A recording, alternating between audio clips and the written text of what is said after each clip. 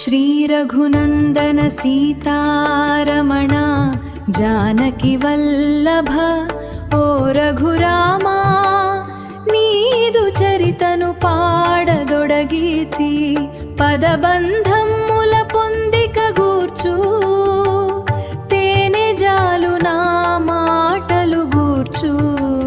శ్రీ రఘునందన సీతారమణ జానకి వల్లభ.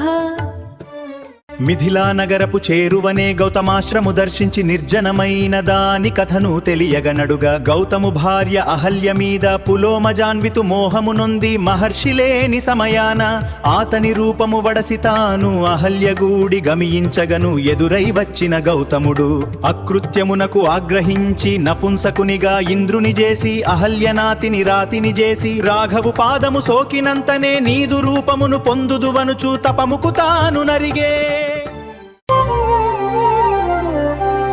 కౌశికు నీకు పరుల కన్నుల కానని ఎట్టి అహల్య రూపును చూపెను అంట నీదు దృష్టి సోకినంతనే పూర్వరూపము పొందిన ఆమెకు నీవు తమ్ముడు ప్రణమిల్లా ప్రకృతి సంబర వేడుకను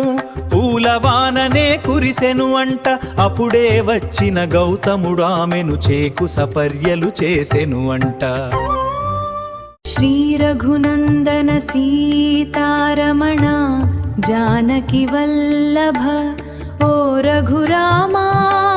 నీదు చరితను పాడదొడగీతి పదబంధముల పొందిక గూర్చు తేనె జాలు నా మాటలు గూర్చు